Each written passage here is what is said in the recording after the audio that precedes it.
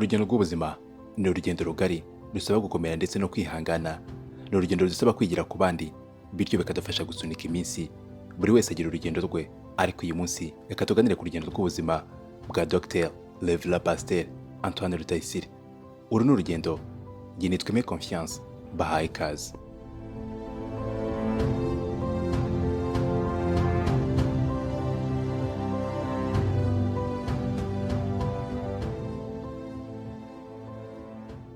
Amazina yiswe n'ababyeyi ni Antoine Rutayisire. Uyu munsi mu mvugo ndetse no mu nyandiko zitandukanye yitwa Dr Levla Pasteur Antoine Rutayisire. Rutayisire yavukiye mu cyahoze ari komine Murambi, ubu akaba ari mu karere ka Gatsibo, umurenge wa Kiramuruzi. Dr Levla Pasteur Antoine Rutayisire yabonye izuba tariki 29 z'ukwezi kwa gatanu umwaka w'1958. Antoine yavutse ari umwana wa kabiri mu muryango w'abana batandatu. Avuka yasanze afite ababyeyi bombi, gusa se umubyara aza gutabaruka Rutayisire akiri muto cyane. Ubuzima bwa Pasteur Antoine Rutayisire kuva avuka ugakomeza mu gihe cy'ubwana bwe, usanga ntaho imyitwarire ye itandukanye n'iy'abandi bana bose baba bari muri icyo cyiciro, dore ko nawe yakuze nk'abandi bana bose mu gihe cyabo, bakaba batarambaraga inkweto, ndetse nawe akaba yakubaganaga nk'abandi bana bose. Nta mwihariko yaratandukaniyeho n'abandi bana bari muri icyo kigero. Mu mwaka w'1965 Antoine Rutayisire yatangiye amashuri abanza, mu gihe umunyeshuri yabaga agomba kwiga imyaka 6 y'amashuri abanza. Siko kuri we byagenze, kuko yize imyaka 5 aho kwiga imyaka 6 nk'uko biteganywa.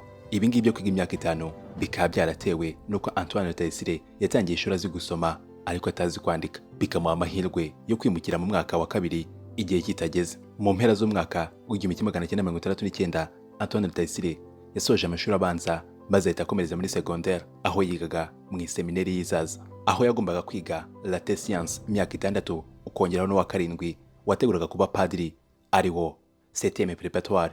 Antoine Rutayisire yatangiye seminari afite umugambi wo kuzaba padiri, gusa ku myaka 19 yaje guhindura icyerekezo cy'ubuzima bwe, ava mu murongo wo kuba padiri atangira ubundi buzima bushya. Nyuma yo kuva mu iseminari ku myaka 19, Antoine Rutayisire yakomeje muri kaminuza nkuru y'igihugu i Butare mu ishami ry'indimi zirimo Igifaransa ndetse n'Ikinyarwanda, utibagiwe Icyongereza. Ahakora lisanse y'imyaka 5. Antoine uhoranye inzozi zo kuzaba muganga, yaba uw'abantu cyangwa se amatungo.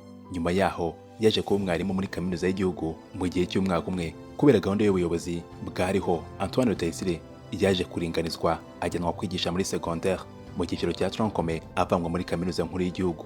Nk'umwe mu barimu bize kandi bakanigisha Icyongereza, Antoine Rutayisire yaje kugira amahirwe yo kujya gukora stage mu gihugu cy'Ubwongereza. Agerayo biramuhira, aza kuvanayo masters muri English teaching.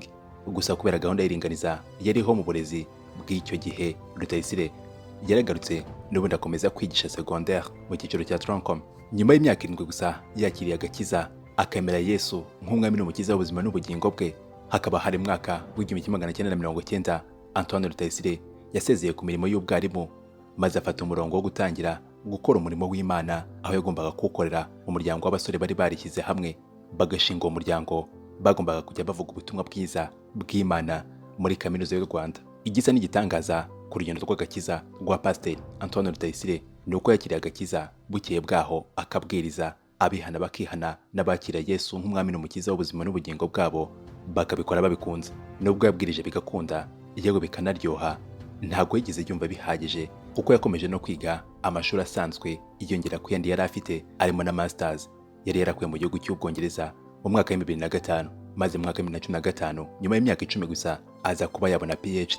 Mu buzima busanzwe bunajyana n'imyitwarire turanga buri munsi, Dr Levla Pasteur Antoine Rutayisire ni umuntu ukunda umutuzo cyane, ni umuntu wanga urunuka urusaku binajyana n'akajagari, ni umuntu udashamadukira impinduka, kuko ari umuntu ushobora kubaho ubuzima buri mu ishusho imwe kandi akabusaziramo. Pasteur Rutayisire ni umuntu ukunda kugira ishyaka cyane, nk'uko nawe abyivugira. Ni umuntu ukunda ubunyangamugayo, nk'uko nawe adasiba kubitoza abo abwiriza mu itorero ayobora rya Anglican mu Giporoso. Ariko se wakwibaza uti, Pasteur Antoine Rutayisire yanga iki? Mu gihe cyo kujya ku meza no kwegera amafunguro runaka, nubwo benshi bagira amafunguro bakunda, ariko siko kuri Pasteur Antoine Rutayisire bigenda, kuko ari umuntu utazi kurobanura, bityo amafunguro yabo uko ameze cyangwa se uko atetse ntajya yarobanura. Ikindi gisa n'igitangaje kuri uyu mugabo ni uko ashobora no kumara igihe kirekire kigera cyangwa kikanarenga ku mwaka afata ifunguro rimwe kandi ntabigireho ikibazo, kuko ntacyo byamutwara, ahubwo we ngo icyo abonye cyose aragikunda bigahita birangirana nuko amaze kukirya ku buryo atazongera kukirarikira. Gusa nubwo bimeze gutyo mu bijyanye no kurya, ariko iyo bigeze kunywa zihindura imirishyo. Antoine Rutayisire ni umuntu ukunda cyane kunywa amata y'ikivuguto. Mu gihe cyo kwambara bishobora kuzakugora kumubona ari kwigurira imyenda, ndavuga Pasiteri Antoine Rutayisire. Gusa ngo mu gihe yiguriye imyenda akunda umwenda w'ibara rimwe cyangwa se abiri, ariko cyane cyane agakunda ibara ry'ubururu yewe ndetse n'umweru. Uyu ni umwe mu bagabo bagira amahame akomeye cyane, benshi bakunze kugereranya n'abafilozofe cyangwa se abandi bahanga babayeho mu mateka y'isi. Nk'uko abyivugira, ni umwe mu bantu batajya bibuka ibyatambutse bibi ku bushake, kuko intego ziba ari ukuba mu buzima bw'uyu munsi ndetse no gutumbira kuri ejo hazaza. Gusa ikibazo akunze kugira ni uko kubera gukunda kwibagirwa ibintu bibi byatambutse, ashiduka n'ibyiza byamubayeho cyangwa se yahuye nabyo ngo atangiye kubyibagirwa. Ikintu kinezeza Rev Pasiteri Antoine Rutayisire kenshi gashoboka ni urukundo rw'umugore we ndetse n'abana be. Ibyo byose bigaherekezwa n'umunezero akura mu gakiza. Uyu mugabo nta social media nimwe akoresha. Pasiteri Antoine Rutayisire avuga ko ngo ubwe abona atabasha kwimanaginga, ndavuga ibyo gukoresha imbuga nkoranyambaga. Ni kenshi uzasanga benshi bamwita umufilozofe, ariko nubwo nawe atabihakana, kuko avuga ko umufilozofe wese ari umuntu utekereza, ariko ngo ntarageza umufilozofe Diogene wabaga mu gice cy'ingunguru umwami yamubwira ati nsaba icyo ushaka, akamubwira ati mva mu zuba. Ikintu cyabaye kuri Pasiteri Antoine Rutayisire kikamutungura kurusha ibindi bintu byose ni surprise yakorewe y'imyaka 60.